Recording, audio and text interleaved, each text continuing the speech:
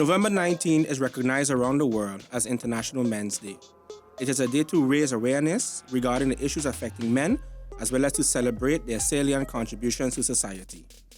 To commemorate this significant event, we at the Department of Community Development, Family and Humanitarian Affairs proudly present our second Things I Wish My Father Taught Me, a series of short, engaging, and meaningful conversations amongst men from all walks of life. My name is Richna Arundel, and on behalf of the department, I would like to thank you for joining us. Today, I'll be speaking with Mr. Shorensley Valise and Mr. Star Peterson on what they believe that their father or father figures should have taught them about mental health. Welcome, gentlemen, and thank you for accepting the invitation to share your story and reflections on such a delicate topic amongst men in our society. Before we begin, would you please just briefly introduce yourselves to our listening and viewing audience? I will start with Mr. Peterson. Hello, everybody. Star Peterson, born and raised in St. Martin. I grew up in Simpson Bay. I am a sailor by trade, transitioned to a mechanical engineer. From there, I turned videographer, and then from there I was traveling most of my 20s. Came back, started to work, open up my own business. I'm an entrepreneur now. Okay. I do a lot of voluntary projects and a micro-philanthropist, I like to say. Quite an extensive portfolio. Yeah. All right, give thanks. And Mr. Valise. Good day. My name is Shorensley Valise. Born on Curaçao, raised on St. Martin. This is what I know as home. I'm a multimedia designer, currently a videographer, also entrepreneur, activist in multiple senses, and of course, a spouse and a father. Gosh, boy. You guys really have an extensive portfolio. All right, good. Thank you for that. So let's jump into it. What does mental health mean to you? And I'll start with you again, Mr. Peterson. Mental health in a very simplistic way for me is just the conversation you have with yourself. Okay. So that relationship that you have with the voices in your head boils down to whether how I receive my day or whether positive or negative. Okay. All right, thank you. Shorensley. For me, it's about a balance, maintaining a balance between what you want and what you need to do as an individual, as a person, as a part of society. All right. So let me ask this.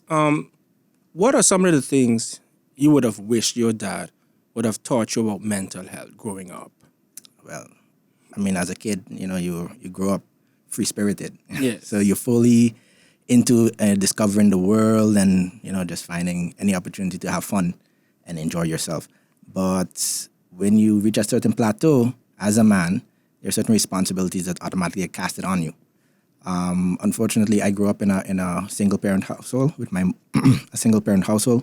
mom, so I didn't really have a father figure to show me the ropes on how to slowly become a man or how to, in a balanced way, become a man.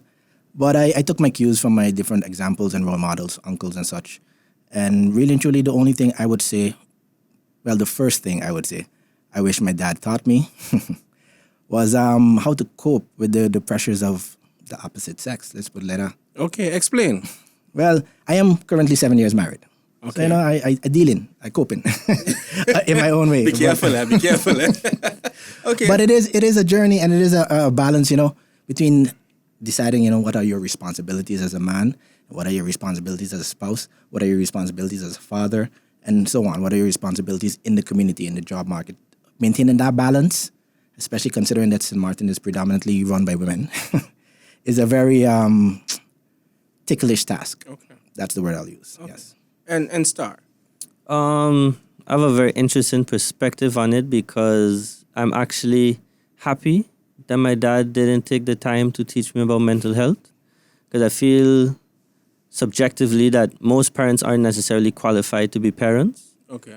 So we all don't have a relationship with mental health in a manner that we are eligible to teach. Okay. So I'm happy that I had my dad in my life. I grew up with my mom and my dad in the household. Yes. So I learned through, example. Okay. So you didn't necessarily broke it down and transfer the information. Yes. But I had opportunities to see how we approach challenges, how we approach work, what his mindset is, and then when I didn't reflect those things, then he had an opinion. You know, Okay. I would leave. Maybe he'll ask me to do something today, and I do it tomorrow. Yes. And he would always call me a tomorrow guy. You know, so and that sat with me. Okay. When now I naturally would like to leave something for tomorrow, I hear his voice echoing tomorrow guy, Okay. and I get it done today. Okay. All right. And again, we can have a conversation, eh? So because if you want to jump in, you can jump in also. There's no problem. But I think that's very interesting. But what I would like to know more, because as men, just like anyone else, we go through different experiences, grief, depression, maybe even suicidal thoughts, and the list goes on and on. And in our society, right? Let's say to a large extent, it is often how do you say expected that maybe men shouldn't show too much vulnerability, maybe not talk too much, because it might make you look soft or whatever have you. But to some extent, we kind of see what this has done to many men in our society also. What do you think about that? Well, if I may, because Yes. again, his dynamics is a bit different than my dynamics, but at the end of it, his story is very similar. You use whatever examples you have around you to mold yourself or build yourself. Yes. In relation to our community, the society that we live in, I had I had the blessing to be able to travel abroad. I lived in Europe for about 12 years, so it was a totally different dynamic. And it started at my, early adolescent years. So I moved to the Netherlands about 18, stayed up there until about, in my early 30s, and then moved back to St. Martin. But all through that journey, I realized that the societal standards applied to a man, so to speak, is a bit varying based depending on compared to the societal standards of St. Martin. So, Okay. for instance, you start off here and you learn you got to be a man, you got to be strong, you got to be tough. You can't take no nonsense. Don't let nobody push you around, whatever not it is. But then when you reach to the big city, you gotta realize that you have to balance your emotions with your sense of a man. So you can't go around this. No, you can't push me. You can't touch me. You have to really temper yourself based on your environment. You have to realize when it is you should speak and when it is you shouldn't speak. You have to realize the influence that your voice and your demeanor has as a man, and have to balance all of that out. So Okay. it's a bit touch and go depending on the societal structure you're in. Yes. And St. Martin teaches you to be rough and tough, but this current world that we live in, I've realized, is trying to get us to soften up as men. Okay. So that's a dynamic. Mr. Peterson, you want to weigh in? I definitely agree with the time and a place to be tough and a time and a place to be soft. The issue is they are asking us to be softer, but they are not adding the parameters by which we should do so. Explain. So, for example, in the workplace, this is a place where you have hierarchies and there is a level of masculinity that should be portrayed in order to maintain respect Okay. amongst peers. Yes. And you see in certain instances that a gentleman maybe is going through a lot and decides to be soft.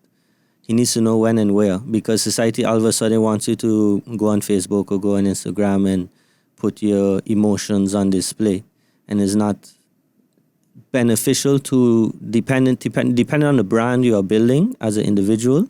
Is not you don't reap the rewards that you would like to. So But why would you say that? Because when persons take to Facebook to vent or to share, we see a number of likes and views and shares, right, of the content that one would have posted, and that would have given them some sort of Gratification. reward or gratification. false gratification. Why is that? Because especially we as men, we are the doers and the solvers.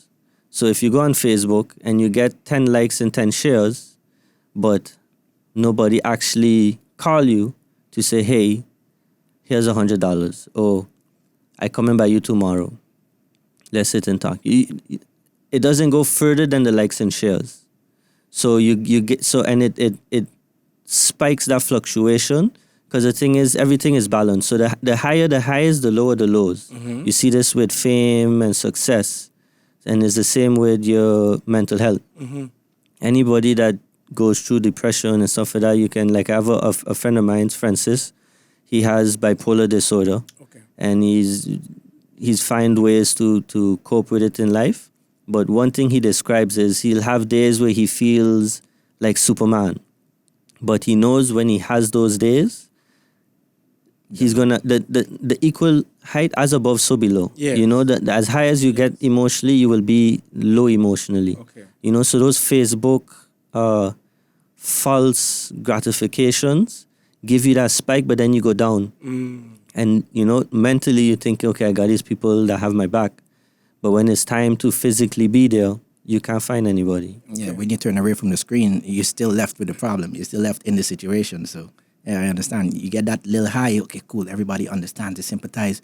Great, they know what going through. And then you turn around, the screen is no longer there, and you're still going through it. But nobody is there. But do you think we as men talk enough about what's bothering us? And if not, why not? I don't think we as men talk enough about what's bothering us, but there's a reason why we never conventionally did that. Nowadays, everybody believes that they want to hear what men have to say, but really and truly, we never needed to talk because, again, growing up conventionally, I talk about, let me say, pre-2000s, growing up as a man, you had so many strong male role models that it didn't really matter if, you know, you grew up in a single household or a double household. You know, you look at the community, you look at TV, you look at your environment and you say, okay, I want to emulate him. I want to be like him. And you strive for that. Everybody wanted to be like Kobe. Everybody wanted to be, you know, Tupac, all of these people. I'm not saying they're all the best, but it was easier to find and pick out a role model back then. Nowadays, with the balance of, okay, you got to be strong, but you got to be soft. It's very hard to understand, okay, where does a male standard, where does a male choice, where do male role models, good, positive male role models come into play, because not all of them are positive, you know, so Okay. finding the balance there is, again. Okay, because you raise a very interesting point when you say that the absence of male role models. So that would also mean that we have a number of men growing up in society who might not necessarily have a frame of reference and who might have a number of unanswered questions. You know, why do I behave this way? You know, is this normal, for example? You know, so what happens in a situation like that? Because if you are growing up and you have to deal with all of these emotions, these new experiences, but you may not be privy to a positive role model, what happens then? And how does that impact the psychology, the mental health of a young man, so to say? Mr. Peterson. I think one of the biggest repercussions is they lack the ability to filter Okay. the information they're receiving. Okay. Especially now with the internet, because when I was growing up, I was in the initiation days of what the internet is now. Okay. So my experience of the internet wasn't to the magnitude or influence that it is now, which is fortunate in retrospect. But once you're going through all of these things and you lack the moral compass, you know, and I think the biggest issue too, mental health wise, is a lot of men are deprived of purpose. Purpose, yeah. Yeah, you know, so like, and I think this is one of the big reasons for suicide. Like, I'm sure there's hundreds of thousands of men that wanted to commit suicide throughout history, but because they had an overwhelming purpose of being present, either for their family, for their career, either they're part of a bigger project, the Manhattan building, or, you know, whatever it may be. But purpose is usually that string for men, you know, regardless of what you want, this entity demands my presence. And I feel like we have a lot of lack of that. You know, there's a lot of free souls just drifting through society with no direction. And when things get hard, it's like, okay, why am I here? You know, what is the purpose of me going through all of these things? Okay. So just so that I'm understanding you correctly, right? So are we saying that when a person is probably affected by depression and grief and so forth, is because they have not identified their purpose as yet? Well, to discuss depression and these emotions properly, you have to separate them. Okay. Okay. You have those that on a chemical level you can trace depression. And then you have the ones that, like you described, lack these things but are completely fine. So it's literally from a undeveloped mental fortitude that they allow these things to press us and bring us down. Okay. At least in my opinion. No. I appreciate that perspective. I really do. I really do. Because and I bring up those topics, and there are many more, of course. You know, you have in our community, as you would probably know, many persons are suffering from addictions. You know, be it substance abuse or gambling or whatever have you, right? And you have many people, many men, they go about their days great, happy-go-lucky, you know, and then when you have that one-on-one conversation with them, you realize that, you know, there's much more that meets the eye, right? So, and of course, you would have also heard that even amongst the schools, when we pay attention to the behaviors of young men in general, we've heard reports about, you know, some of them are coming to school a bit intoxicated, right? And the list goes on, you see? But what I can say is that those are just telltale signs that there's so much going on. So that's why I think it's really important, and I would like for you all to dig as deep as possible in this, you know? But it comes back to what he says. Sure. It's lack of purpose, really and truly. Because I've watched my many uncles. I have a lot of uncles. Yes. Watched my uncles grow up throughout the years, and for them it was quite simple because they were learned from my grandfather that, you know, to be a man you have to do this, and this. And back then obedience wasn't a question. You know, as a man, as a boy growing up, obedience was not a question. You know, this is your role. This is your purpose. This is what you contribute to your family. This is what you contribute to society. This is what you contribute as a man, as a boy growing up. Nowadays, that is not defined anymore. Everything is so fluid. Everything is possible, allowed, if you feel like it. You know, these are the things that, although they sound great, you know, you can celebrate the freedom behind of it, the sentiment of freedom behind of it, but you're eroding at the structure, at the standards that we, over the years, have implemented to continue society. You know, and we don't have that guide anymore. We don't have that frame anymore because because the male demographic has been taught now to become soft, to become, okay, you can't stand up for yourself. Your identity is not defined by this and this anymore. Now you're free to choose whatever your identity is as a man. And that kind of erodes at the structure that we, over the last 50 years, built on. Okay.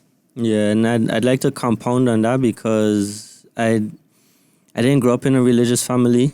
You know, I if I have to label myself, I would be considered atheist to some extent. But especially now being a role model in society, being more involved, and then having the ability to watch things from a macro perspective, so a big blown out long-term perspective, I've realized the purpose of religion. You know, whether a lot of people like to acknowledge it or not, there are leaders and there are followers. And there's too many followers for so few leaders we have today. And to compensate that, you have religion. You have these guidelines and rules that people can, one, follow and have a moral compass. Because I remember when I first started to lean into atheism, and I thought I was an intelligent young man. I was in the car with my mom, and I told her, you know, like, you believe in God? Thinking, you know, prepared for rebuttal. And her response was, regardless whether he exists or not, there are people that was doing bad things and changed their life because of him.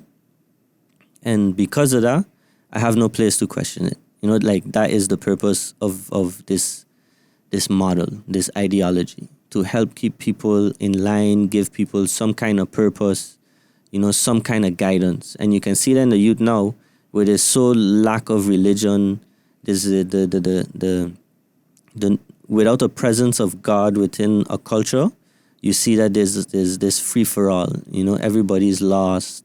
But if you have a God or a figure to idolize, there is some restraint or some tactile place that a teacher or a mentor can come and say, look, let's build off of this foundation. But for a lot of mentors, it's literally you meet in a empty capsule. Now you got to fill these foundations, especially in single family homes where there's no men. So you a bit hesitant to approach a young man or a woman and, how I say it, lean into masculinity because you don't know if they're going to receive it well. If you haven't been around a man that puts his foot down, puts you in place, establishes, the dominance and confines in a room, you see now a police figure or a principal come in, try to break up a fight, and instead of being met with respect, he's being met with, but who's you? Aggression. They have emotions and they act on those emotions, and with God or a proper father figure, you supersede those emotions. Like, regardless of what you feel like, is not a smart move to respond haphazardly, Okay. Now, we know that we had Superstorm Irma, and we had the global pandemic, as it were. And this brought about a number of changes and developments worldwide, but also in our community. Would you say that men in our community, right, were, greatly impacted, by those two developments, especially when it comes in the realm of mental health? And if so, explain. I believe that the Irma was a positive impact for men. I frame it like that because when Just repeat what you said. I believe that Irma was a positive impact for men of our community. Okay, continue. I frame it like that because when Irma happened, for instance, from my experience, when Irma happened, the first thing I did the second day, or the first thing I did the day after, was assess my household. Make sure clean up what needed to be cleaned up. Make sure to think about all the people them who I care about, prioritize all of that. So you took leadership. And I put myself in that leadership position because I had no doubts about it. I am not going to wait on a woman to do it. I'm not going to ask my wife to do it. No, I am the man. This is my role. There was no doubts about that. And I set out and I went out, walk the entire community, went through different areas, and you see man, woman, and child, but of course, led by men. To bring the heavy stuff, led by men. To coordinate the debris, led by men. Because when there's time of trouble, there's no doubt what a man's role is. But when there's time of peace, everybody like, oh, so what I should do? No, but Irma was beneficial for that from that point. Now, in retrospect now, all right, in the opposite, Corona, it did a number on men. In a negative, in my opinion. Because now we got to stop. We got to sit still. Now we have to endure or, experience what the women experience, so to speak. Stay home with the child, take care of the household on a daily, hours behind end, with minimal needed purpose. I mean, you're there, that's great. It helps for the household, for the sentiment of the household, for your wife, for your child. But as a man, you're hardwired to go out and do something, to solve problems. Now you're sitting down and if optimally in your household, there's nothing to solve. Mm-hmm. Because your household should be your castle and your castle should be running to your liking. And if that's already the case, now you got to sit down here in 3 months. For 3 months, sit down here and just do what? Maybe teach yourself something. Optimally, if you're a smart guy. But other than that, men start home and then did the only thing they know to relieve themselves, which was coming back to the substance abuse, coming back to the, drinking and all of that stuff. So from that aspect, I think Irma was a good thing for men's mental health. Corona was a bad thing for men's mental health. Okay. Mr. Peterson? I concur with what Pete said. Okay. Is pretty accurate. To compound on the the COVID situation, a lot of us, we use work and purpose to distract ourselves from the core work that we as human beings have to do in order to continue to evolve. Mm-hmm. There's a lot of self-assessment in order to get to the next stage. To evolve, you need to release some of your character in order to create this newer version, this better version. And I feel like COVID time kind of gave a lot of men time to self-reflect. And going back to mental health, if you don't have the right tools to manage this situation, more than likely, you're going to have a negative outlook on yourself. You know, you have time to compare, you know, this is the state of my house, this is what I drive, this is how much I make, this is the woman I have or don't have, because that's also a consideration. There's a lot of difficulty in finding companionship now, because, you know, you're the way that we develop is very goal purpose, and especially now with career-wise and stuff like this, you don't necessarily develop yourself to be a partner. You know, and you see a lot of relationships fail because you get into the relationship and you use that time to start to learn. That's a whole nother discussion. Yeah. That's another discussion. So COVID time, you know, you couldn't run away. Yeah. So now there's an 8 to 10 hour gap that you didn't really need to assess. And now you with your family, you with your kids, and now it's like, wow, I was not prepared to, you know, or you realize I actually don't spend much time with my family. So you get the chance to self-reflect, and then you realize, oh wait, there's a whole lot of stuff that I just not ready to tackle. Not ready to confront. Fair enough. Well, we're coming down to the end, unfortunately, of our conversation. So yeah. So I would like to ask, you know, for your closing remarks and maybe give some tips and suggestions, but very briefly, because we have to wrap up in a couple of minutes. So I'll start with you, Mr. Peterson. Tips on mental health. I would say, one, like, when you can minimize like social media and stuff like this, get outside, find hobbies. Invest time in hobbies and skills, because this is going to allow you to network and, you know, build real world relationships. And two, just read or YouTube, you know. Learn that the algorithm is also programmed by you. Yes. You know, you can decide what the Facebook, YouTube, Instagram is going to show you. Correct. Based on how you interact with it. So I think just the awareness of knowing that you actually dictate what you consume is a big step. That's an important point. Thank you. Thank you. Nice. Sharensley. If there's any takeaway, I would say, you know what, as men, we have to realize that temperament helps, but temperament does not beat biology. As men, we are a force. We are strong. We have energy to exude. Use it positively. Use it and don't be afraid of it. But understand that we have to manage it, because we do have counterparts, which are women. We do have counterparts, which are kids. So balance is important. But remember, at the end of the day, we are men. So be strong and be focused, be purposeful, be purposeful. All right. Well, gentlemen, thank you so much for your time and for sharing your perspectives. And to the listeners and viewers, thank you for spending your time with us. And we'll see you next time. Bye-bye.